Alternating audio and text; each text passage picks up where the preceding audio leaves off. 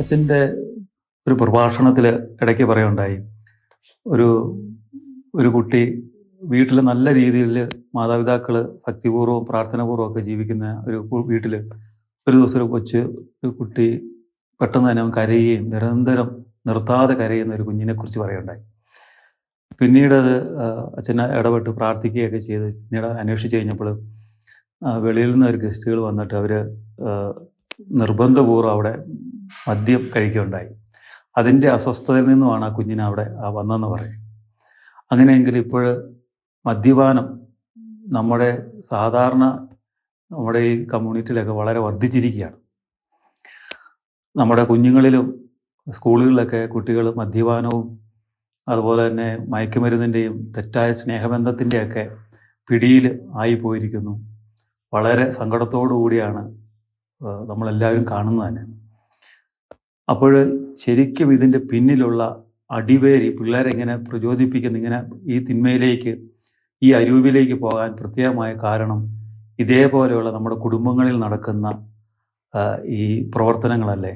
പ്രത്യേകിച്ച് ഈ തെറ്റായ മറ്റു സിനിമകൾ, സീരിയലുകൾ, വീടുകളിൽ നടക്കുന്ന മദ്യപാനങ്ങൾ, ഇതൊക്കെ ഒരു കാരണമാകുന്നില്ലേ? നമ്മൾ 1 യോഹന്നാൻ 5:17 മുതലുള്ള വാക്യങ്ങളിൽ വായിക്കുമ്പോൾ കാണാം, ലോകം മുഴുവൻ ദുഷ്ടന്റെ ശക്തി വലയത്തിലാണ്. അങ്ങനെ ആകാൻ കാരണം മനുഷ്യനെയാണ് ദൈവം ഈ ലോകത്തിന്റെ ചുമതല ഏൽപ്പിച്ചത്. പ്രതീക്ഷയുടെ സൃഷ്ടിക്കും പറയൽ എല്ലാത്തിനും അധികാരം അവന് കൊടുക്കാം എന്ന് പറഞ്ഞ് മനുഷ്യനെ ദൈവം ചുമതല ഏൽപ്പിച്ചു. പക്ഷെ മനുഷ്യൻ സാത്താന്റെ വാക്ക് കേട്ട് സാത്താന്റെ അടിമയായി ആദവും പാപം ചെയ്തപ്പോൾ അപ്പോൾ മനുഷ്യന്റെ കയ്യിലുള്ള പ്രപഞ്ചവും കൂടെ സാത്താന്റെ കൈ വന്നു. അതാണ് സാത്താൻ ഈശ്വരൻ പോലും പറയുന്നത്, ലോകത്തിന്റെ രാജ്യങ്ങളെല്ലാം കാണിച്ചിട്ട് ഇതെല്ലാം എനിക്ക് നൽകപ്പെട്ടിരിക്കുന്നു, എനിക്ക് ഇഷ്ടമൊക്കെ ഞാൻ കൊടുക്കും. അപ്പൊ ഈശോ അവിടെ നുണ എന്ന് പറഞ്ഞില്ല, തിരുത്തിയില്ല. കാരണം അടുത്ത ഒരു വാസ്തവമുണ്ട്. അതാണ് ലോകത്തിന്റെ പ്രമാണി എന്നൊക്കെ പറയാൻ കാരണം, ലോകത്തിന്റെ അധികാരി. അപ്പൊ ഈ ലോകത്ത് മുഴുവനും ദുഷ്ടന്റെ പിശാചിന്റെ വലിയൊരു ആധിപത്യം കയറി കിടക്കുന്നുണ്ടെന്നുള്ള വാസ്തവമാണ്. അത് പഴയ നാളുകളെക്കാൾ ഇന്ന് വളരെ അധികമായിട്ട് വർദ്ധിച്ചിട്ടുണ്ട്. പണ്ടൊക്കെ മത്തായി 13 ഈശോ പറയല്ലേ, കളകളുടെ ഉപമ, ആളുകൾ ഉറക്കമായപ്പോൾ നല്ല ഗോതമ്പ് വിതച്ച പാടത്ത് വന്ന് ശത്രു കള വിതച്ചിട്ട് പോയി. അപ്പൊ ഗൂഢമായിട്ട് രാത്രിയിലെ ഉറക്കം ആൾക്കാർ ഉറങ്ങിയപ്പോൾ കാണാതെ ചെയ്തു എന്നാണ് ഈശോ പറയുന്നത്. പണ്ടൊക്കെ സാത്താനും അവന്റെ പരിപാടികളും ആൾക്കാരും ഒക്കെ ഗൂഢമായിട്ടാണ് നടത്തിയിരുന്നത്, വെളിപ്പെടുത്താതെയായിരുന്നു. ഇന്നിപ്പോ അങ്ങനെയല്ല. സാത്താൻ ഒരു വലിയ പ്രസ്ഥാനമായിട്ട് തന്നെ ആൾക്കാർ പൊക്കിയെടുത്ത് സാത്താന്റെ സഭയും സഭകളും പ്രസ്ഥാനങ്ങളും സാത്താനെ സേവിക്കുന്ന കമ്പനികളും അവന്റെ പേരും അടയാളങ്ങളും എല്ലാം പരസ്യമായിട്ട് തന്നെ പറഞ്ഞ് സാത്താന്റെ അടയാളങ്ങൾ ആഘോഷമായിട്ട് പരസ്യമായിട്ട് തന്നെ ധരിച്ചും പശുകുത്തിയും തലയെ കൊമ്പ് വെച്ചും അങ്ങനെ എല്ലാം പോകുന്ന രീതി വന്നിട്ടുണ്ട്. സാത്താന്റെ ഒരു അതിപ്രസരമാണ് സാത്താനികതയുടെ. മാത്രമല്ല, നമ്മൾ പള്ളികളിലൊക്കെ പണ്ട് കുഞ്ഞുങ്ങൾക്ക് വേണ്ടിയിട്ടൊക്കെ മിഷൻ ലീഗും, പണ്ടല്ല ഇപ്പോഴും നമ്മുടെ ഇടവുകളിലൊക്കെ മിഷൻ ലീഗും തിരുവാല സഖ്യവും ആൾത്താര പാരസഖ്യവും ഒക്കെ ചെയ്തിരുന്ന ആൾക്കാരെ ഇങ്ങനെ തമ്പുരാന്റെ വഴിയിലേക്ക് കൂട്ടിക്കൊണ്ട് വരാൻ നോക്കിയിരുന്നത്. ഇന്ന് അവര് children's ministry, Satanic ministry for children ഓൺലൈനായിട്ടുണ്ട്, ശക്തമായിട്ടുണ്ട്. വളരെ കൗതുകകരമായ രീതിയിൽ നഴ്സറി ടൂണിലുള്ള പാട്ടുകളൊക്കെ ആയിട്ട് പിശാചുക്കളെയൊക്കെ നല്ല കൗതുകരമായ കുട്ടികളായിട്ട് അവതരിപ്പിച്ച് കൊമ്പുമാലൊക്കെ വെച്ച് ഇങ്ങനെ രസകരമായിട്ട് പിശാചിനെ പാടി പ്രാർത്ഥിക്കുന്ന പാട്ടുമൊക്കെ വെച്ചുകൊണ്ട് ഉള്ള പരിപാടികൾ ഇന്ന് ഗൂഗിളിൽ ഇത് കാണാൻ ഇഷ്ടമുണ്ട്. അത് വെർജീനിയയിലെ ഒരു സ്കൂളിൽ സെറ്റൻ ക്ലബിന്റെ ക്ലാസ് തന്നെ വെച്ചിരിക്കുകയാണ് അവര്. നമ്മുടെ മോറ ക്ലാസ്സും റിലിജിയൻ ക്ലാസ്സും ഒക്കെ പണ്ട് സ്കൂളിൽ വെക്കുമായിരുന്നു, ഇപ്പോഴും വെക്കും. കുഞ്ഞുങ്ങൾക്ക് പഠിച്ചു കൊടുക്കാൻ വേണ്ടി. അതുപോലെ സേറ്റൻ ക്ലാസ്, ചില സേറ്റൻ പ്രവൃത്തി ചെയ്യുന്ന സേറ്റനിസ്റ്റുകൾ തന്നെ സ്കൂളിൽ വന്നിട്ട് പിള്ളേരെ എല്ലാം ഇങ്ങനെ സേറ്റൻ അടയാളമൊക്കെ നിരത്ത് വരച്ച് അതിനെ കൊണ്ട് ഇരുത്തി ഈ കൊമ്പുള്ള തൊപ്പിയും വാലും ഒക്കെ വെച്ച് ചുറ്റി വരുത്തിയിട്ട് സാത്താൻ രൂപമൊക്കെ പിന്നെ കൊണ്ട് വെച്ചിട്ട് ശരിക്കും സാത്താൻ കർമ്മങ്ങൾ ചെയ്യുന്നിട്ട് പഠിപ്പിച്ചു കൊടുക്കുക. ഒരു പാട്ട് ഞാൻ ഇങ്ങനെ ശ്രദ്ധിച്ചങ്ങനെ, അതിനകത്ത് അവർ പാടുന്ന Satan is not an ugly being, സാത്താൻ ഒരു വൃത്തികെട്ടവനല്ല, സാത്താൻ ഒരു ഭീകരനല്ല, നരകം എന്ന് പറഞ്ഞ ഒന്നും ഇല്ലാത്ത കാര്യമാണ്. സാത്താൻ നിങ്ങളെ സ്നേഹിക്കുന്നു, നിങ്ങൾക്ക് എല്ലാ സ്വാതന്ത്ര്യം തരും, നിങ്ങൾക്ക് എന്നാ വേണ ചെയ്യാം, അത് ഒരിക്കലും നിങ്ങളെ കുറ്റപ്പെടുത്തുകയാണ്, തിരുത്തുകയാണ്. അങ്ങനെ പറഞ്ഞ് പാട്ടൊക്കെ പാടിച്ച് ഇങ്ങനെയുള്ള ഒരു പ്രോമോ വീഡിയോ തന്നെ ഞാൻ കഴിച്ച് കാണുകയുണ്ടായി. വെർജീനിയയിലൊക്കെ സ്കൂളിൽ ആരംഭിച്ച അതിന്റെ കേസ് നടന്നിട്ടുണ്ട്. ഇങ്ങനത്തെ രീതിയിൽ ഇറങ്ങുകയാണ് ഈ മേഖല.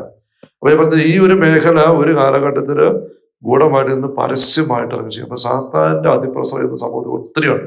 അതിന്റെ പ്രകടമായ അടയാളമാണ് നമ്മുടെ സമൂഹത്തിലേക്ക് എന്തുമാത്രം വിദ്വേഷങ്ങള്, പരിഹാസങ്ങള്, വഴക്കുകള്, ഭിന്നിപ്പുകള്, കൊലപാതകങ്ങള്, വെട്ടിക്കൊല, എന്തുമാത്രം ക്രൂരമായ പ്രവൃത്തികൾ ഇന്ന് ഒരു മടിയില്ലാതെ മനുഷ്യൻ ചെയ്യുകയാണ്, എല്ലായിടത്തും ചെയ്യുകയാണ്. ബലാത്സംഗം, നമ്മൾ മണിപ്പൂരിൽ സംഭവിച്ച കാര്യങ്ങളൊക്കെ, അങ്ങനെ പരസ്യമായ അപകടനങ്ങൾ, ക്രൂരമായി വെട്ടിക്കൊല്ലുന്ന കൂടി, എന്തെല്ലാം ക്രൂരതകളാണ് മനുഷ്യരോട് ചെയ്യുന്നത് ഇന്ന്. അതുകൊണ്ട് തന്നെ സമൂഹങ്ങൾക്കിടയിൽ തന്നെ പാർട്ടികൾക്കിടയിൽ ജനത്തിനെതിരെ വളർന്നിരിക്കുന്നത്, സഭയ്ക്കകത്ത് തന്നെ എന്തുമാത്രം എതിർപ്പിന്റെ മറ്റു വശം കാണുകയാണ്. എതിർപ്പിന്റെ അരുവി പിശാചാണ്, ഒരു സംശയമില്ല. വിശുദ്ധാത്മ കൂട്ടായ്മയുടെ അരുവിയാണ്. എതിർപ്പ്, വഴക്ക്, വക്കാണ്, നിന്ദ, പരിഹാസം പോലെ പൈശാചികമാണ്. എന്തുമാത്രം കുടുംബങ്ങൾ, എന്തുമാത്രം മാതാപിതാക്കൾ, മക്കൾക്കിടയിൽ, ഭാര്യ ഭർത്താക്കന്മാർ എന്തുമാത്രം പ്രശ്നങ്ങളായപ്പോൾ ഭാര്യ ഭർത്താവ് ഒരുമിച്ച് ജീവിക്കാൻ പറ്റുന്നില്ലാത്ത പോലും വിവാഹബന്ധങ്ങൾ പിരിയുകയാണ്. ഇത് മുഴുവൻ സാത്താന്റെ അതിപ്രസരത്തിന്റെ സുനിശ്ചിതമായ അടയാളങ്ങൾ തന്നെയാണ്. ഞാൻ പൊതുവായിട്ടൊരു അവകാശം പറയാണ്. ഇനി എന്നോട് ചോദിച്ച ഒരു പ്രത്യേക സംഭവം, അത് 10-15 വർഷം മുമ്പ് ഞാൻ ഇടവകരായിരിക്കുമ്പോൾ പള്ളി നന്നായിട്ട് ചേർന്ന് പോകുന്ന ഒരു കുടുംബത്തിന് മൂത്ത മോന് കല്യാണം കഴിച്ച് മൂത്ത കൊച്ചുണ്ടായി. ആ കൊച്ചു ഏതാനും മാസങ്ങളായപ്പോൾ ഒരു ദിവസം ഭയങ്കരമായിട്ട് കരയാണ്. 4 മണി മുതൽ രാത്രി 9-9 വരെ ആയിട്ട് കരച്ച് നിൽക്കുന്നില്ല. ഇവരെല്ലാ രീതിയിലും ആ കൊച്ചിന്റെ അപ്പനും അമ്മയും വല്യപ്പനും വല്യമ്മയും എല്ലാം എടുത്തുണ്ടെന്ന് കൊച്ചുകാർ കാറിച്ചു. അവസാനം രാത്രി അവർ ആശുപത്രി കൊണ്ടുപോകാൻ വേണ്ടിയിട്ട് കൊച്ചിനെ കൊണ്ട് വീട്ടിൽ നിന്ന് ഇറങ്ങി പോകുമ്പോൾ പള്ളി താഴെ കൂടെ പോകുന്നത്. ആ പള്ളിക്ക് അവിടെ നിന്ന് വല്യമ്മ പറഞ്ഞു, നമുക്ക് അച്ഛനത് പ്രാർത്ഥിച്ചിട്ട് പറഞ്ഞു. വണ്ടി അവർ തിരിച്ചെടുത്ത് കൊണ്ടുവന്ന് പള്ളിയിൽ കൊണ്ട് ഞാൻ കിടന്നായിരുന്നു. കൊച്ചിന് കാറിച്ച് കിട്ടി ഞാൻ ഏറ്റു. വിവരം പറഞ്ഞപ്പോൾ ഞാൻ ചെന്നു, ഞങ്ങൾ ഒരുമിച്ച് വിശ്വാസം ചെന്ന് പ്രാർത്ഥിച്ചു. കൊച്ചു താണെന്ന് പറഞ്ഞു, ശാന്തമായി.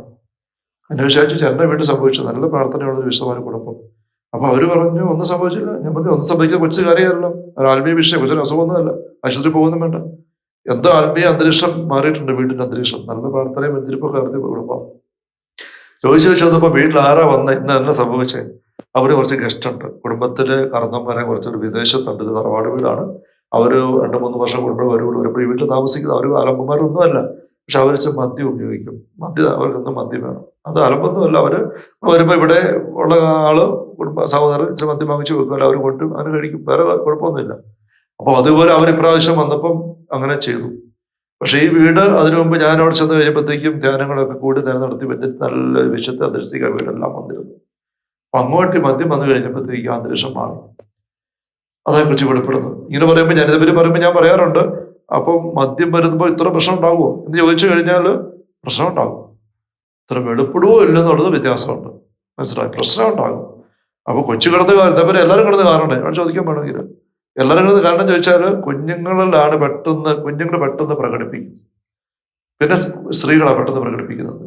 പുരുഷന്മാരൊക്കെ അസ്വസ്ഥത അവരിങ്ങനെ ചിന്തിച്ചും ആലോചിച്ചും പ്ലാൻ ചെയ്ത് വിറ്റുന്നും ഒക്കെ, അത് ഇച്ചിരി വലിച്ചും, അല്ലെങ്കിൽ കുറച്ചുകൂടി പോയി മദ്യപിച്ചും, അല്ലെങ്കിൽ ടൗണിൽ പോയി കറങ്ങിയും അങ്ങനെയൊക്കെ അവരങ്ങ് മാനേജ് ചെയ്യും. സ്ത്രീകൾ അങ്ങനെയല്ല, അവർ പെട്ടെന്ന് പ്രകടിപ്പിക്കുന്നവരാണ് സ്ത്രീകൾ. അപ്പൊ അവർ കുറച്ചുകൂടെ, കുഞ്ഞുങ്ങൾ വളരെ പെട്ടെന്ന് അവർക്ക് വിഷമം വരുന്ന അവർ കരച്ചിട്ട് പ്രകടിപ്പിച്ചിട്ടിരിക്കും. ഇതാ സംഭവം. ഞാൻ ഉദാഹരണം പറയാറുണ്ട്. ഒരു ഇടിമിന്നൽ, ഒരു പനിക്കെട്ട് ഏറ്റു കഴിഞ്ഞാൽ, ഒരു മരത്തിന്റെ ഏറ്റു കഴിഞ്ഞാൽ ഒറ്റ തോട്ടത്തിലൊന്നും കാണാനില്ല. ഒരു പക്ഷേ വലിയ കത്തിപ്പോകാൻ മാത്രം അല്ലെങ്കിലും. പക്ഷെ ഏതാനും ദിവസം, പിറ്റേ ദിവസം നേരം എടുക്കുമ്പോൾ അതിന്റെ കൂമ്പലമാണ്. 4 ദിവസം കഴിയുമ്പം മറ്റേ ഇലയും നിറം മാറി പൊഴിയാൻ തുടങ്ങും. പിന്നെ കമ്പുകൾ ഉണങ്ങാൻ ദിവസങ്ങൾ എടുക്കും. തായ്തണ്ട് ഉണങ്ങാൻ പിന്നെ ആഴ്ച എടുക്കും. എന്ന് പറഞ്ഞ പോലെ ഈ ഇടിമിന്നലേക്കുമ്പം തളിപ്പ് മുതൽ വേര് വരെ മിന്നലേറ്റ് കഴിഞ്ഞു. പക്ഷെ പ്രകടമാകുന്ന പടിപടിയായിട്ട്. അതുപോലെ മദ്യമെന്ന് പറയുന്നത് കൊലപാതകമാണ്. ഏത് സാത്താനികമാണ്. സർക്കാർ പോലും ഓരോ മദ്യക്കുപ്പിയോ ബിയർ കുപ്പിയോ പോലും വെക്കുന്നുണ്ട്. ഇത് ആരോഗ്യത്തെ കൊല്ലുന്നതാണ്. ഇൻജൂറിസ്റ്റ് ഹെൽത്ത്, ഇഞ്ചുറി, കൊല്ലുക, ഹാംഫുൾ, കൊല്ലുക, നശിപ്പിക്കുന്നതാണ്. ഹാനികരം, ഹനിക്കുക, കൊല്ലുക, ഇതിൽ വെക്കുന്നുണ്ട്. കൊല്ലുക എന്നുള്ള വിചാര സ്വഭാവം അതിന് പറയുകയാണ്. അവൻ ആദ്യമേ കൊലപാതകയാണ്. അപ്പം അങ്ങനെ നമ്മുടെ സിസ്റ്റത്തെ നശിപ്പിക്കുന്ന പാനീയമാണ് മദ്യം, പുകവലി. അങ്ങനെ തന്നെയാണ്. അത് സർക്കാർ എഴുതി വെക്കുന്നുണ്ട്. പിന്നെ ദൈവം തന്നെ സൃഷ്ടിച്ചതല്ലേ മദ്യം എന്ന് ചോദിക്കും. ദൈവം സൃഷ്ടിച്ച എല്ലാം നല്ലതാണ്. അതിനുവേണ്ടി ഉപയോഗിക്കുമ്പോൾ നമ്മുടെ കൈ നല്ലതല്ലേ? ഈ കൈ കൊണ്ട് എന്തെല്ലാം നമുക്ക് ചെയ്യാൻ പറ്റും, ഉപയോഗിക്കാൻ എന്ത് സഹായമുണ്ട്, നമ്മളെ തന്നെ സംരക്ഷിക്കാനും സഹായിക്കാനൊക്കെ. ഇതുകൊണ്ട് തന്നെ നമുക്ക് ഇടിക്കാൻ വരെ, കുത്താൻ വരെ, ഞെക്കി പിടിക്കാൻ വരെ, കൊല്ലാൻ വരെ. ഒരു വാഹനം, ഒരു കത്തി, അതെല്ലാം നല്ല കാര്യത്തിൽ നമ്മൾ ഉണ്ടാക്കിയിരിക്കുന്നതാണ്. ഒരു വാഹനം കൊണ്ട് ഇടിപ്പിച്ച് കൊല്ലാൻ വരെ, വണ്ടി ഇടിച്ച്, കത്തി കൊണ്ട് എന്തെല്ലാം ഉപയോഗമുണ്ട് നമുക്ക് ചെയ്യുന്നുണ്ട്. കത്തി കൊണ്ട് തന്നെ വെട്ടിക്കൊല്ലാൻ വരെ. എന്ന് പറഞ്ഞ പോലെ മദ്യം, ആൽക്കഹോൾ എന്ന് പറയുന്ന അതിൻ്റെതായ നന്മയെ ദൈവം സൃഷ്ടിക്കുന്നതാണ്. അത് ചികിത്സാ മേഖലയിൽ വളരെ വിദഗ്ധമായിട്ട് വൈദ്യന്മാരൊക്കെ അനേകം നാൾ ഉപയോഗിക്കുന്നത് നമുക്കറിയാം. അത് ചികിത്സ ഇവിടെ പല സമയത്ത് നിബന്ധന എഴുതി പറയാം, അല്പം മീഞ്ഞ് നീ ഉപയോഗിച്ച്, ദഹനത്തിന്റെ വിഷയമുണ്ട്, ദഹനത്തിന് നല്ലതാണ്. അത് മരുന്നായിട്ടാണ്, മരുന്നാണ്. ഇത് ആസക്തി വെച്ച് കുടിക്കുകയാണ്. അപ്പോൾ നമ്മുടെ സിസ്റ്റം തെറ്റുന്നു. മനസ്സ്, ബുദ്ധി, ശരീരം എല്ലാം ഓഫാകുന്നു. പിന്നെ ചെയ്യേണ്ടത് നടത്തില്ല, ചെയ്യുന്നതെന്ന് അറിയത്തില്ല, അപകടം, വേണ്ടാത്ത പ്രവൃത്തി, അങ്ങനെ പോവുകയാണ്. അത് സാത്താന്റെ വിജയമാണ്. അതാണ് മദ്യത്തിന്റെ വിഷയം പറയുന്നത്. അപ്പൊ ആ വീട്ടിൽ അന്ന് മദ്യം വന്നു കഴിഞ്ഞപ്പോ ആ അന്തരീക്ഷം മാറി, സാത്താനിക അതിപ്രസരം അവിടെ സ്വാധീനം വന്ന് കൊച്ചത് അനുഭവിച്ചിട്ട് അതിന്റെ അസ്വസ്ഥത വെളിപ്പെടുത്തി. ഇങ്ങനെ ഇത് ഞാൻ ഈ ഒരു കൊച്ചിന്റെ കാര്യം പറഞ്ഞെങ്കിലും അവിടെ തന്നെ മറ്റൊരു വീട്ടിലും ഞാൻ മറ്റൊരു അവസരത്തിൽ ഇതേ സംഭവം കണ്ടിട്ടുണ്ട്. ഇതുപോലെ തന്നെ ഞാൻ അതിന് മുമ്പായിരുന്ന ഇടവകയിൽ ഇതുപോലെ തന്നെ ഒരു മുതിർന്ന യുവതിയിൽ പൈശാചികബാധ ഉണ്ടായിരുന്നത്, പ്രാർത്ഥന വഴി മാറിയത്. ആ കുടുംബനാഥൻ മദ്യം കഴിച്ച് മദ്യമായിട്ട് വീട്ടിൽ വന്ന് കയറി വന്ന് രാത്രി 11 എന്നെ വിളിച്ച് ഞാൻ രാത്രി പോയിട്ട് വീട്ടിൽ പോകേണ്ടി വന്നു. ഞാൻ ചെന്ന് ചോദിച്ചു നോക്കി കഴിഞ്ഞപ്പോൾ കൊച്ചു വീണ്ടും യുവതി വീണ്ടും പൈശാചികബാധയിലാണ്. അപ്പൊ ഞാൻ മനസ്സിലായി സംഭവം. അപ്പൊ ആ വീട്ടിലെ ഒരു വർഷം മദ്യപാനം വരുന്നു ഈ കുടുംബനാഥന്റെ. ഞാൻ അങ്ങോട്ട് ചോദിച്ചു, മദ്യപിച്ചു എന്ന് സമ്മതിച്ചു. മദ്യം കൊണ്ട് വന്നിരിക്കുകയാണ്. ഞാൻ അങ്ങനെ അവിടെ വെച്ചതിന്റെ കാര്യം ഒന്നര ബോധിപ്പിച്ച് കൊടുത്തിട്ട് ഉപസാരിപ്പിച്ച് മദ്യം എടുത്ത് തല്ലിപ്പൊട്ടിച്ച് കളഞ്ഞിട്ട് വളർത്തു വീട്ടിൽ കിട്ടി. ഇങ്ങനെ സംഭവങ്ങളുണ്ട്. ഇത് കേൾക്കുമ്പോൾ അവിശ്വസനീയമായിട്ട് തോന്നും. ഇത്ര കുഞ്ഞു കാര്യങ്ങൾക്ക് അച്ഛൻ ചിലപ്പോൾ നിങ്ങൾ പറയും അച്ഛൻ പേടിപ്പിക്കാൻ വേണ്ടി പറയുന്നതാണ്. ഞാനിത് ഒന്നും പുത്തനായിട്ട് പറയുന്നില്ല. ഈശോയെ നോക്കിക്കൂ. ഈശോ പറയുന്നത് എന്നതാ? കൊല്ലരുത്. കേട്ടിട്ടോ? ഞാൻ നിങ്ങളോട് പറയുന്നു മത്തായി 5:21 പറഞ്ഞു, ഭോഷ വിഡ്ഢി എന്ന് വിളിച്ചാൽ പോലും നീ നരകാഗ്നിക്ക് ഇരയാകുന്ന വിധം 5-ാം പ്രമാണം ലംഘിക്കുകയാണ്, കൊല്ലുകയാണ്. അപ്പൊ കൊല്ലുക എന്ന് പറഞ്ഞാൽ ഈശോ കാണുന്നത് എങ്ങനെയാ? ഭോഷ വിഡ്ഢി. അതോടെ ഇച്ചിരി മുമ്പേ പറഞ്ഞത്, നമ്മൾ ഈ പ്രസ്ഥാനങ്ങളിലും സംവിധാനങ്ങളിലും ഇപ്പൊ സഭയിലാണെങ്കിൽ പോലും ഈ വെറുപ്പും വിദ്വേഷവുമായിട്ട് ഇപ്പൊ കുർബാന പ്രശ്നത്തിലൊക്കെ കുറെ വിഷയങ്ങളുണ്ട്. ഇപ്പം ഞാൻ പറയുന്നത് ഏത് കാര്യം നമുക്ക് പറയാം, പക്ഷെ പറയുന്നതിന് ആരെ പറ്റി പറയുന്നുണ്ട് പുച്ഛം, നിന്ന, അവഹേളനം വന്നു കഴിഞ്ഞാൽ അത് പൈശാചികമാണ് പറയുന്ന ആളിന്. മറ്റേ ആളെ ഉണ്ടായിരിക്കും, പക്ഷെ നീ പറയുന്ന ആള് നിന്ന വെച്ച് സംസാരിക്കും, പുച്ഛി സംസാരിക്കുമ്പം, അഴുക്ക് പേരുപയോഗിച്ചും വളച്ചു കെട്ടി ഉപയോഗിക്കുമ്പം ആ പറയുന്ന ആളിന്റെ ഉള്ളിൽ വെറുപ്പ്, നിന്ന, പരിഹാസം കയറി. ഇത് പൈശാചികത അല്ല, പിശാചിൻ്റെതാണ്. ഈശോ പറയുന്നത് കൊണ്ട് ഭോഷ വിഡ്ഢി എന്ന് വിളിക്കുന്നത് പോലും നരകാഗ്നിക്ക് ഇരയാകുന്ന അപകടമുണ്ട്. വ്യഭിചാരം ചെയ്യരുത്, 6-ാം കൽപ്പന. ഈശോ ആസക്തിയുടെ നോട്ടം വ്യഭിചാരത്തിൻ്റെയാണ്. കണ്ടോ? വ്യർത്ഥമായ വാക്കിന് കണക്ക് കൊടുക്കേണ്ടി വരും. ഇതാ ഈശോ പറയുന്ന കാര്യം. ഇത് ഇങ്ങനെയാണെ ചിലപ്പോൾ നമ്മൾ ചിന്തിക്കും, അങ്ങനെയാണെങ്കിൽ ആർക്ക് സുവിശേഷം വിശ്വസിക്കാൻ പറ്റും? ആർക്ക് ക്രൈസ്തവരോട് ജീവിക്കാൻ പറ്റും? വിശ്വരോട് ജീവിക്കാൻ പറ്റും? ഇങ്ങനെ കുഞ്ഞു കുഞ്ഞു കാര്യങ്ങളെ പെറുക്കി വലിയ സർവശക്തനായ ദൈവം കുഞ്ഞു കാര്യങ്ങൾ ശ്രദ്ധിക്കുന്ന ദൈവമാണ്. ഇത് നമ്മൾ അറിയണം. എന്ന് വെച്ചാൽ അവൾ അത്യുന്നതനാണ്, സർവശക്തനാണ്, മഹോന്നതനാണ്. പക്ഷെ അവിടുന്ന് ചില്ലി പൈസയ്ക്ക് കണക്ക് പറയും. അത് മഞ്ഞത്തരമല്ല, അതതിന്റെ പൂർണ്ണത കൊണ്ടാണ്. അവസാനത്തെ ചില്ലിക്കാശ് കൊടുത്തു വിട്ടാതെ പുറത്തു വരികയാണ്.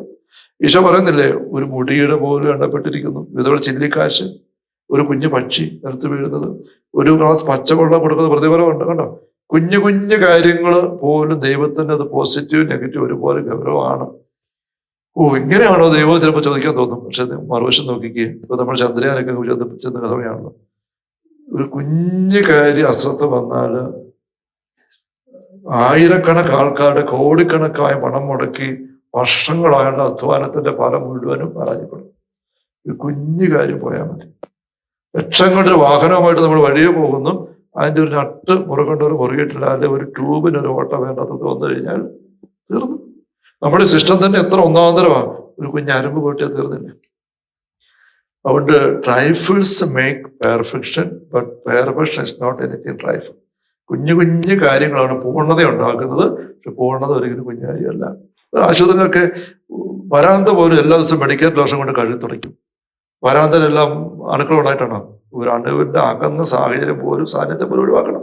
ഓപ്പറേഷൻ തിയേറ്റർ എന്തൊരു കയറ് എടുക്കുന്നത്, കയ്യും മുഖവും തലയും എല്ലാം പൊടിച്ച് കിട്ടി. ഇങ്ങനെ അതുപോലെ കെയർ ആവശ്യമുണ്ട്. ഇത്ര പറയുന്നുള്ളൂ. അപ്പൊ നമ്മുടെ ജീവിതത്തിൽ നമ്മളിപ്പോ കോവിഡ് കഴിഞ്ഞതല്ലോ, ഒന്ന് ഓർത്ത് നോക്കി. കോവിഡുകാർ നമ്മുടെ കെയർ എന്താ?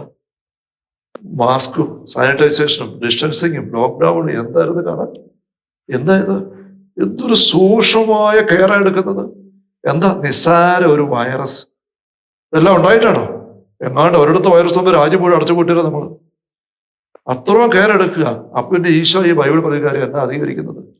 അതുകൊണ്ട് ഈ മദ്യമെന്ന് പറയുന്നത് കൊല്ലുന്നതാണ് എങ്കിൽ, പിശാച് കൊലപാതകത്തിന്റെ ആളാണ് എങ്കിൽ, ദൈവം ജീവന്റെ നിറവാണ് എങ്കിൽ, മദ്യം ഉപയോഗിക്കുന്ന വ്യക്തി സാത്താനോട് ചേർന്നാണ് പോകുന്നത്. സംശയമൊന്നും വേണ്ട. പുകവലിക്കുന്ന വ്യക്തി സാത്താനോട് ചേർന്നാണ് പോകുന്നത്. അത് കുഞ്ഞുങ്ങളിലേക്ക് അതിന്റെ പ്രസരണം വരും. അങ്ങനെ ഒരു കുടുംബത്തിലെ മാതാപിതാക്കളോ മുതിർന്നവരൊക്കെ പെരുമാറുമ്പോൾ അന്തരീക്ഷത്തിന് പിശാചിന് അവകാശം കിട്ടും, സ്വാധീനം കിട്ടും. അത് കുഞ്ഞുങ്ങളിലേക്ക് പല രീതിയിലുള്ള കെട്ടുകളായിട്ടും പിടുത്തമായിട്ടും വരാം. അത് പലരും പ്രകടമായെന്നും വരാം. അങ്ങനെ അതാണ് എൻ്റെ വശം കിടക്കുന്നത്. അപ്പൊ അത് ഈ കുഞ്ഞുങ്ങൾക്ക് നമ്മൾ ഈ പറഞ്ഞ പോലെ തന്നെ ഈ തെറ്റായ സ്നേഹബന്ധം, അവരുടെ മയക്കുമരുന്നിലേക്ക് അവർ പോകുന്നതൊക്കെ ഒരു കുടുംബത്തിൽ നിന്ന് അവർക്ക് അവരനുഭവിക്കുന്ന എല്ലാം ഉണ്ട്. കുടുംബത്തിൽ നിന്ന് വരുന്ന സ്വാധീനം ശക്തമായ സ്വാധീനമാണ്. നമ്മളവര് സൈക്കോളജി പറയല്ലേ, എവരി ഇൻഡിവിജ്വൽസ് 50% നേച്ചർ, 50% നർച്ചർ. എന്ന് വെച്ചാൽ 50% പ്രകൃതിയ പാരമ്പര്യം, പ്രകൃതിയിൽ ഹെറിഡിറ്റി കിട്ടിയിരിക്കുന്നതാണ്. കാരണം വിത്ത് ഗുണം. 50% നർച്ചർ, മണ്ണിന്റെ ഗുണം, എവിടെ ചെന്ന് പെട്ടിരിക്കുന്നത് അവിടെ എന്നുള്ളതാണ്. അപ്പൊ നമുക്ക് ഒരു വ്യക്തി, ഏതൊരു വ്യക്തിയും 50%, കൃത്യന പറയാൻ പറ്റിയവരൊക്കെ ഒരു 50% അവന് കിട്ടിയിരിക്കുന്ന ഗുണമാണ്. കാരണവന്മാർ വഴി കിട്ടിയതാണ്. നമ്മളിപ്പോ പറയല്ലേ കാരണവന്മാർ തന്നെ പല കാര്യം കാരണവരെ പറയുന്നത് പറയല്ലേ, കാരണവന്മാർ വഴി കിട്ടിയിരിക്കുന്നതാണ്. 50% സാഹചര്യപ്പെടുന്ന സ്വാധീനങ്ങളുണ്ട്. അത് ഒരു വശമാണ്. അപ്പൊ ആ കാരണവന്മാർ വഴിയുള്ളത് അങ്ങനെ. ഒരു കാരണവന്മാർ വഴി അകത്ത് കിട്ടിയതിന് പുറമെ സാഹചര്യം കൊണ്ടും വരും. കാരണം ജനിച്ചു വളർന്നൊരു കൊച്ചു ജീവിക്കുന്നത് ഇവരുടെ മുമ്പിലാണ്. ഇവര് ചെയ്യുന്നതും കാണുന്നതും കാണിക്കുന്നതെല്ലാം കണ്ടു കേട്ടാണ് കുഞ്ഞുങ്ങൾ വളർന്നു വരുന്നത്. അപ്പൊ അകത്ത് കാരണവന്മാർ വഴി കിട്ടിയ ആസക്തികൾ, ദുരാശകൾ, അങ്ങനെ അതിന്റെ സ്വാധീനം അകത്തുനിന്ന് വലിക്കുമ്പോൾ പുറമേ ഇവർ പിന്നെയും ഈ മദ്യപാനവും മയക്കുമരുന്നും പോർണോഗ്രഫിയും വഴക്കും മക്കാണുമായിട്ട് അപ്പനും അമ്മയും ഒക്കെ നീങ്ങി കഴിഞ്ഞാൽ അതിന്റെ സ്വാധീനം സാഹചര്യവശാലും ഈ കുഞ്ഞുങ്ങളിലേക്ക് വരും. അത് കയറി വരുന്ന കുഞ്ഞുങ്ങള് അങ്ങനെയുള്ള മേഖലകളിലോ അല്ലെ സമാനമോ മറ്റു മേഖല അതിന് പറ്റുന്ന പോലെ തിന്മയിലേക്ക് പോയില്ലെങ്കിലാണ് അത്ഭുതം എന്ന് വേണേൽ പറയാം. ദൈവത്തിന്റെ ആത്മാവ് നയിക്കുന്ന വ്യക്തി എങ്ങനെ ജീവിക്കുമോ എന്നുള്ളത് നമ്മൾ തിരിച്ചറിഞ്ഞെങ്കിൽ ഈ വ്യത്യാസം തിരിച്ചറിയാൻ പറ്റുള്ളൂ. ദൈവത്തിന്റെ ആത്മാവിന് നയിക്കപ്പെടുന്ന വ്യക്തി, അല്ല ദൈവരാജ്യം അനുഭവിച്ചു കൊണ്ടെന്ന് വെച്ച് പോകുന്ന വ്യക്തി, അല്ലെ ആയിരിക്കേണ്ട പോലെ ആയിരിക്കുന്ന ഒരു മനുഷ്യൻ എന്ന് പറയുന്നത് ദൈവത്തോട് വലിയ അടുപ്പം ഉള്ളാലുള്ള ഈശോനെ അബ്ബാ എന്ന് വിളിക്കാൻ തോന്നുന്നു. സഹോദരങ്ങളെല്ലാവരോടും സ്നേഹം, അവർ സ്നേഹിച്ചാലേ ഇല്ലേ. പ്രപഞ്ചത്തോട് ആദരവ്, തന്നോട് തന്നെ ബഹുമാനം നിർത്തി. ഇതാണ് പരിശുദ്ധാത്മാവിന്റെ ഫലങ്ങൾ നിറയുമ്പോൾ ഉള്ള അനുഭവത്തിന്റെ ഒരു രീതി. എത്ര പേരുണ്ട് ഇങ്ങനെ ജീവിക്കുന്നവര്? ഞാനിവിടെ ഒരു ഉദാഹരണം, ഒരു അനുഭവം പറയാം. 2-3 മാസം മുമ്പ് ഇവിടെ ധ്യാനിക്കാൻ വന്നൊരു പയ്യൻ, ഞാൻ നേരത്തെ ആയിരുന്നു ഇടവകയിലെ ഒരു പയ്യനാണ്. 25 വർഷം മുമ്പ് ഞാനായിരുന്നു ഇടവകയാണ്. അന്ന് അവർ കുഞ്ചു കൊച്ചാണ്, ഒരു പക്ഷേ ഞാനൊക്കെ അവസരമൊക്കെ പറഞ്ഞത്. അവര് ഇപ്പൊ 15 വയസ്സായി. ഒരു ധ്യാനത്തിന് ഇവിടെ ഈ ഏപ്രിൽ മാസത്തിൽ വന്നുള്ളൂ. അറിയാവുന്നതുകൊണ്ട് എനിക്ക് അവരെ കുടുംബത്തെല്ലാം അറിയാം. അപ്പം 2 ദിവസം കഴിഞ്ഞപ്പം ധ്യാനത്തിനിടയ്ക്ക് ഇവർ എൻ്റെ അടുത്ത് വന്ന് പറഞ്ഞു, അച്ഛാ എനിക്ക് അച്ഛന് പറയുന്ന ഒന്നും അങ്ങ് തിരിയുന്നില്ലെന്ന് പറഞ്ഞു. വചനം തിരിയുന്നില്ല, പ്രാർത്ഥിക്കാൻ അങ്ങ് പറ്റുന്നില്ലെന്ന് പറഞ്ഞു. എന്തോ പക്ഷെ ഞാനവരെ കണ്ടവൻ ഏറ്റവും ഫ്രണ്ടിലെ 2ാം നിരത്തിൽ നിൽപ്പുണ്ട്. എല്ലാത്തും നല്ല പ്രസന്റ് ആയിട്ട് നടക്കുന്നുണ്ട്, സന്തോഷം. ഞാനെ നോക്കി വെച്ചിരിക്കുന്നുണ്ട്. ഇടയ്ക്ക് പ്രാർത്ഥിക്കുകയൊക്കെ ചെയ്യുമ്പോൾ ഞാൻ അവനെ ആക്ഷൻ കാണിക്കുക ഇങ്ങനെ ചെയ്തങ്ങനെ. അവന് പക്ഷേ കണ്ണടച്ച് എല്ലാവരും സൂചിച്ച് പ്രാർത്ഥിക്കും. അവൻ്റെ കണ്ണു ഞാൻ നോക്കിയിട്ട് ഇങ്ങനെ നിൽക്കും, ഇങ്ങനെ എല്ലാം നോക്കി. അപ്പൊ ഞാൻ പറയും കണ്ണടച്ച് പിടിച്ച് നിങ്ങൾ പ്രാർത്ഥിച്ചിട്ട് ഈശോ മാത്രം നോക്കിയിട്ട്. അവരെ കേൾക്കുമ്പോൾ എന്നെ നോക്കിയിട്ട് പിന്നെ കണ്ണടച്ച് പിടിച്ച് നോക്കി. ഇത്ര കഴിയുമ്പോൾ ഇങ്ങനെ നോക്കും. അങ്ങനെ അപ്പൊ ഞാൻ നോക്കും അവന് പറ്റുന്നില്ല, എന്തോ ഉണ്ടല്ലോ നോക്കും. ഞാൻ പറഞ്ഞു പരിശ്രമിക്കും. അങ്ങനെ പറഞ്ഞു. ധ്യാനത്തിന്റെ അവസാന ദിവസത്തെ ആരാധനയുടെ കൈവപ്പിന് ഞാൻ വരുമ്പോൾ ഇവന്റെ പേര് കൈവച്ച് പ്രാർത്ഥിക്കുമ്പോൾ ഉണ്ടല്ലോ ഞങ്ങൾക്ക് വയലന്റായി ഈ മുട്ട വളഞ്ഞ് കുത്തി അങ്ങോട്ട് കാറ് കാണാം, തൊടിയിക്കാണ്. അപ്പൊ ഞങ്ങൾ ബലമായിട്ട് പിടിച്ച് നിർത്തിയിട്ട് കുറച്ചു ശക്തി പ്രാർത്ഥിച്ചപ്പോൾ ശേഷിക്കും വെളിപ്പെടുകയാണ് വൈശാഖിക ആൻജുബി. ഒരു ആവാസം തന്നെ പയ്യനുണ്ടായിരുന്നു. 15 വയസ്സേ ഉള്ളൂ. അവര് പള്ളിയിൽ നോർമലായിട്ട് വേദപാഠത്തിന് വരുന്നു, കുർബാനയ്ക്ക് കയറുന്നുണ്ട്, വീട്ടിന് കുഴപ്പമില്ല, ഓടി നടക്കുന്നു, വേണ്ടുന്നു. ഒരു പൈശാചിന് അടയാളം ഇല്ലാത്തൊരു പയ്യൻ. പക്ഷെ അവരിന് പോലും തിന്മയുടെ അരികിലുണ്ടായിരുന്നു. അപ്പൊ ഞാൻ കഴിയുമ്പോൾ ഞാൻ കാരണന്മാരെ വിളിച്ചാൽ പറഞ്ഞു, നിങ്ങൾ കാരണന്മാരും കൂടെ ധ്യാനം കൊടുക്കണം. കാരണം വീട്ടിന്റെ അന്തരീക്ഷത്തിൽ ശ്രദ്ധിക്കേണ്ട കാര്യങ്ങളോട് എന്തോ ഉണ്ട്, മരുന്ന് കിട്ടിയിട്ടുണ്ട്, ശ്രദ്ധിക്കാമെന്ന് പറഞ്ഞിട്ടുണ്ട്. അവർ വന്നിട്ട് ഇതുവരെ വരുമായിരിക്കും. അപ്പൊ നമ്മൾ ചിന്തിക്കുന്ന പോലെയല്ല തിന്മയുടെ സ്വാധീനം കയറി കിടക്കുന്നത്. ബൈബിളിലേക്ക് നോക്കിക്കോ. ഇപ്പൊ ഞാൻ മുമ്പ് പറഞ്ഞതായ മർക്കോസ് 1:21 വാക്യങ്ങളുടെ കഫർനഹൂമിലെ സിനഗോഗില് ഈശോ അന്ന് അവിടെ പ്രസംഗിക്കാൻ ചെന്നു. സാബത്ത് ദിവസം ഈശോ പ്രാർത്ഥനയ്ക്ക് എന്നാ. അപ്പോൾ സർവ്വാധികാരി ഈശോ പ്രസംഗിക്കാൻ പറഞ്ഞു. ഈശോ പ്രസംഗിച്ചു. ഈശോ അവിടെ അദൃശ്യമായിട്ട് ചലിച്ച പരസ്യത ആരംഭിക്കുന്നേ ഉള്ളൂ. ഏത് മാമോസ മുങ്ങി മരുഭൂരി പരീക്ഷ കഴിഞ്ഞ് 2-3 അപ്പസ്തലന്മാരെ പിടിച്ചത്രേ ഉള്ളൂ. വേറെ ഒന്നും ആരംഭിച്ചിട്ടില്ല. ഈശോ ആദ്യമായിട്ട് പൊതുവെത്തി പ്രതിഷ്ഠപ്പെടുന്ന രംഗമാണ് മർക്കോസ് പറയുന്നതനുസരിച്ച് 1-ാമത്തെ വാക്യം. അപ്പൊ അവിടെ ഈ സാബത്ത് ദിവസം സിനഗോഗിൽ പ്രാർത്ഥനയ്ക്ക് വന്നിരുന്ന ഒരു മനുഷ്യന്റെ പേര് ഒരു അശുദ്ധാത്മാവ് ഉണ്ടായിരുന്നു. അത് അവനാകട്ടെ, എന്റെ വീട്ടുകാർക്കാകട്ടെ, അവന്റെ ഈ സിനഗോഗ് അധികാരിക്കാകട്ടെ ഒരു വിവരം അതേ പറ്റിയില്ല. ഈശോ വരുന്നുണ്ട്, ഈശോ വിശദീകരണം ബഹിഷ്കരിക്കും അറിഞ്ഞുകൊണ്ടെന്ന് അവരെ കൂട്ടിക്കൊണ്ട് വന്നതല്ല. അവരെല്ലാം ഇപ്പൊ നമ്മുടെ ഭാഷ പറഞ്ഞ എല്ലാ ഞായറാഴ്ചയും പള്ളിയിൽ കുർബാനയ്ക്ക് വരുന്ന ഒരു പയ്യൻ ഇടവക്കാരനെ വികാരിച്ച കാണുന്ന സന്തോഷത്തോടെ കാണുന്ന. പക്ഷെ അന്ന് അവൻ വന്നപ്പോൾ ഒന്നും പ്രതീക്ഷിക്കാതെ ഈശോ അവിടെയുണ്ട്, ദൈവപരിപാലനയാണ്. ഈശോയുടെ സാന്നിധ്യം, ശക്തമായ വചന പ്രഘോഷണം, വിശുദ്ധമായ സാന്നിധ്യം വന്നപ്പോൾ ഒരു സ്റ്റേജ് വന്നപ്പോഴത്തേക്ക് വിശുദ്ധാത്മാവ് ഇരിക്കും പറഞ്ഞില്ല, അലറി വെളിപ്പെടുകയാണ്. ഈശോ അന്ന് വന്നില്ലായിരുന്നെങ്കിൽ അവന് പിന്നെ എല്ലാ ശനിയാഴ്ചയും വന്ന് കുർബാനയ്ക്ക് പോകും, പ്രാർത്ഥന കൂടിക്കൊണ്ടിരിക്കും എന്ന് പറഞ്ഞ പോലെ ഈ പയ്യന് ഇവിടെ ധ്യാനിക്കാൻ വന്നില്ലായിരുന്നെങ്കിൽ, ധ്യാനം കൂടി അഭിഷേക പ്രാർത്ഥന കഴിവ് പ്രാർത്ഥന എടുത്തില്ലായിരുന്നെങ്കിൽ അവരുടെ പിശാചന്റെ സാന്നിധ്യം ആരും അറിയാലോ. അവൻ നല്ല പയ്യനാ വീട്ടില്, ഇവിടെ വന്ന് എന്നോട് ലോക്യം വേണ്ട, ഒരു കുഴപ്പമില്ല. പക്ഷെ എന്നിട്ട് അവരിലുണ്ടായിരുന്നു. അപ്പൊ നമ്മൾ ചിന്തിക്കുന്ന പോലെ ഒന്നുമല്ല തിന്മയുടെ സ്വാധീനങ്ങൾ കയറി കിടക്കുന്നത്. തിന്മയുടെ സ്വാധീനം എന്ന് പറയുന്നത് പിശാചിന്റെ ആവാസം എല്ലാവർക്കും തന്നെ ഉണ്ടെന്നൊന്നും അല്ല അച്ഛനെ പറയുന്നത്. ഞാൻ പറയുന്നത് പരിശുദ്ധാത്മാവിന്റെ ഫലങ്ങൾ എന്തുമാത്രം ഉണ്ടെന്ന് നോക്ക്. സ്നേഹം എന്തുമാത്രമുണ്ട്, ദൈവത്തോട് നിനക്ക് ഉള്ളുകൊണ്ട് നല്ല സ്നേഹമുണ്ട്, അടുപ്പമുണ്ട്, പ്രാർത്ഥിക്കാൻ ഇഷ്ടമാണ്. പ്രാർത്ഥിക്കാനായിട്ട് വരുമ്പോഴേ പറ്റുന്നില്ല. പള്ളിയിൽ പോകുന്നവരും ഓർക്കുമ്പോഴേ മടുപ്പ്, കുശവരിക്കായിരിക്കുന്ന കാര്യം ഓർക്കുമ്പോഴേ ഒഴിവാകാൻ തോന്നുന്നു, വായിക്കോട്ടാ വരുന്നു, ഉറക്കം തോന്നുന്നു. ഞാൻ പറയും ആ വ്യക്തിയില് തിന്മയുടെ ആവാസം ഉണ്ടെന്നല്ല, ശക്തമായ സ്വാധീനമുണ്ട്. ദൈവത്തോട് ബന്ധമില്ല, ദൈവത്തിന് അടുപ്പമില്ല, നിവൃത്തിയില്ലാതെ ചൊല്ലിക്കൂട്ടി ഏതാണ്ട് ഉരുവിടുന്ന അത്രേ ഉള്ളൂ. ദൈവത്തിന് ബന്ധമില്ല. നോക്കി. പിന്നെ സഹോദരങ്ങളോട് ഈ കയർക്കുക, സൗമ്യത, ക്ഷമ, ആത്മസംയമനം, ഇതെല്ലാം പരിശുദ്ധാത്മാവിന്റെ ഫലങ്ങളാ. പരിശുദ്ധാത്മാവുള്ള ഒരു വ്യക്തി ഒരിക്കലും പൊട്ടിത്തെറിച്ച് സംസാരിക്കുക. ആത്മസംയമനമുണ്ട്, ഏത് കാര്യവും കേട്ടിട്ട് പറയേണ്ട പോലെ പറയും, സാമ്യത വിട്ടു പോവുകയല്ല, ക്ഷമ വിട്ടു പോവുകയല്ല. ഈശോ അതല്ലേ, ചതഞ്ഞ ഞാൻ അങ്ങനെ ഒടിക്കുകയില്ല, പുകയുന്ന തിരികെടുത്തുകയില്ല. ഉണ്ടോ? ഈശോയെ പീഡിപ്പിക്കുന്ന തോറും താടിമീശ വിളിച്ച് പറിക്കുന്നവരെ കാണിക്കുന്നു, ഒരു വാക്കുവശം വേണ്ടതില്ല. കുഞ്ഞാടിനെ പരമാവനം പാലിച്ചു. എന്തുകൊണ്ടാണ്? സൗമ്യത, ആത്മസംയമനം. അതേ വിശാദികളുള്ളവരോ അലറി വിളിക്കുന്നു, അട്ടഹസിക്കുന്നു, ഉരുണ്ട് വീഴുന്നു, മറിഞ്ഞു വീഴുന്നു, കൊണ്ടോ ഇറങ്ങി ഓടുന്നു. ബഹളത്തിന്റെ അരുവി. നമ്മുടെ മത്തായി 12 വായിക്കാല്ലേ, കർത്താവിന്റെ ആത്മസാധിച്ച ദാസൻ, അവൻ ശബ്ദമുയർത്തുകയില്ല, അവന്റെ സ്വരം തെരുവിതാൻ കേൾക്കുകയില്ല, ചതഞ്ഞ അങ്ങനെ ഒടിക്കുകയില്ല, പുകയത്തിരി കെടുത്തുകയില്ല. നമ്മുടെ കുടുംബങ്ങളിൽ സ്വരം ഉയരുന്ന ഭാര്യ ഭർത്താവ് തമ്മിൽ ഒരു കാര്യം 2 കാര്യം പറഞ്ഞിട്ട് വഴക്കായി, ഒച്ചവക്കായി, അട്ടഹസിക്കുന്നു, എല്ല് ചെയ്യുന്നു, ഇറങ്ങിപ്പോകുന്നു, അടച്ചിട്ട് ഇറങ്ങി ഓട്ടിയെടുത്തിട്ട് പോകുന്നു. ഏതരുവിയാ? പരിശുദ്ധാത്മാവിന്റെ ഫലങ്ങൾ എത്രാമത്തെ? അട്ടഹസിക്കുക. പരിശുദ്ധാത്മാവിന് എത്രാമത്തെ? ഇറങ്ങിപ്പോവുക. പരിശുദ്ധാത്മാവിനോട് എത്രാമത്താണ്? കോപിക്കുക, ചീത്ത വിളിക്കുക. ഇല്ല. അപ്പൊ കോപിച്ച് പെരുമാറുന്ന, ചീത്ത വിളിക്കുന്ന, പരിഹാസം പറയുന്ന, ഇറങ്ങിപ്പോകുന്ന, വഴക്കടിക്കുന്ന, വാശി പിടിച്ചിരിക്കുന്ന, മിണ്ടാതിരിക്കുന്ന വ്യക്തികളിൽ വെളിപ്പെടുന്ന ഫലങ്ങൾ പരിശുദ്ധാത്മാവിന് നേരെ എതിരോടാണ്. അത് പൈശാചരൂപിയുടെയാണ്. അവിടെ എല്ലാം പിശാചിന്റെ സ്വാധീനം ഉണ്ട്. ആ വ്യക്തികളിൽ, ആ ദാമ്പത്യങ്ങളിൽ, ആ കുടുംബങ്ങളിൽ, ആ ഇടവകയിൽ, ആ സമൂഹത്തിൽ, ആ പ്രസ്ഥാനത്തിന് സാത്താന്റെ നിയന്ത്രണമുണ്ട്. പാവ കളി ഇറക്കുമ്പോൾ പുറകെ നിന്നിട്ട് വലിക്കുമ്പോൾ, ചരട് വലിക്കുമ്പോൾ കിടന്ന് കളിച്ചോണ്ടിരിക്കും. അവന് കിടന്ന് ചരട് വലിക്കുന്നു, ഇവിടെ നമ്മൾ അടിച്ചോണ്ടിരിക്കുന്നു, വിളമിച്ചോണ്ടിരിക്കുന്നു. എഫ്രൈം പിതാവ് തമ്മിൽ കൃത്യം പറയുന്നുണ്ട്. സാത്താൻ അവൻ വിദ്വേഷത്തിന്റെയും വഴക്കിന്റെ അരൂപി. അവൻ നമ്മുടെ കുടുംബങ്ങളിലും സമൂഹങ്ങളിലെല്ലാം കയറി കിടന്ന് കണ്ടോട് പിടിച്ചിരിക്കുകയാണ്. എന്നിട്ട് നമ്മൾ കിടന്ന് അങ്ങോട്ടും ഇങ്ങോട്ടും അടിയും ബഹളവും ചീത്ത വിളിയും. അവൻ സ്വസ്ഥനായിട്ടിരിക്കുക എന്ന് പിതാവ് പറയാണ്. അവൻ സ്വസ്ഥനായിട്ടത് കളി കാണുകയാണ്. ഭാര്യ ഭർത്താവ് കൂടെ ബഹളം വെക്കുന്നു, ഇറങ്ങി ഓടുന്നു, ചീത്ത പിടിക്കുന്നു, അരമ്പുണ്ടാക്കുന്നു, മക്കളും കാരണന്മാരും, സഭ ഇടവകയിൽ അച്ഛനും ഇടവക്കാരും കമ്മിറ്റിക്കാരും, അങ്ങനെ അല്ലെ സഭയിലത് അങ്ങനെ, ആ വിഷയം ഈ വിഷയം കുർബാന വിഷയം എന്തോ ആയിക്കോട്ടെ, അതിന്റെ പേര് കിടന്ന് ബഹളം ഉണ്ടാക്കുമ്പോൾ സാത്താൻ സ്വസ്ഥമായിട്ട് കാലും വെച്ച് ആസ്വദിക്കുകയാണ്. ഇത് എഫ്രൈം പിതാവ് കൃത്യമായിട്ട് പറഞ്ഞിട്ടുണ്ട്.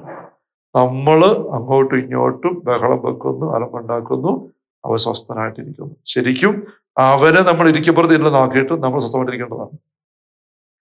നമ്മൾ സ്വസ്ഥമായിട്ട് ഭാര്യ ഭർത്താവ് ചേർന്നിരിക്കണം. പരസ്പര ലയം. ആദ്യം അവയിരുന്ന പോലെ എൻ്റെ മാംസത്തിൻ്റെ മാംസം, അസ്ഥിയുടെ അസ്ഥി എന്ന് കാണുമ്പോഴും പറയാൻ പറ്റണം. എപ്പോഴെങ്കിലും പറയാൻ പറ്റാതെ വന്നാൽ അത് പരിഹരിച്ചിട്ട് അങ്ങനെ ആകണം.